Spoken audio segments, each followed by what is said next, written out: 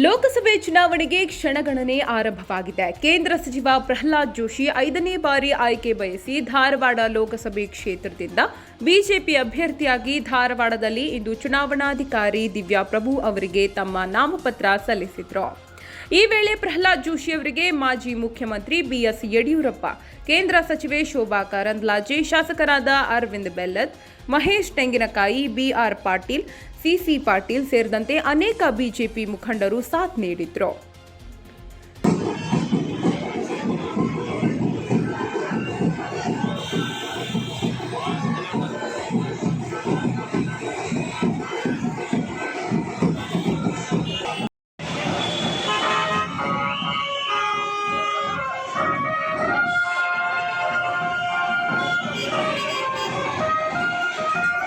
ಇದಕ್ಕೂ ಮುನ್ನ ಧಾರವಾಡದ ಶಿವಾಜಿ ಸರ್ಕಲ್ದಲ್ಲಿರುವ ಶಿವಾಜಿ ಮಹಾರಾಜರ ಪುತ್ಥಳಿಗೆ ಕೇಂದ್ರ ಸಚಿವ ಪ್ರಹ್ಲಾದ್ ಜೋಶಿ ಹಾಗೂ ಬಿಎಸ್ ಯಡಿಯೂರಪ್ಪ ಅವರು ಮಾಲಾರ್ಪಣೆ ಮಾಡಿದ್ರು.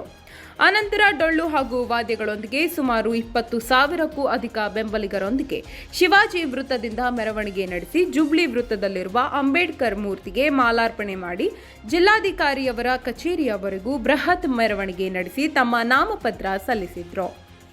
9 ಲೈವ್ ನ್ಯೂಸ್ ಧಾರವಾಡ.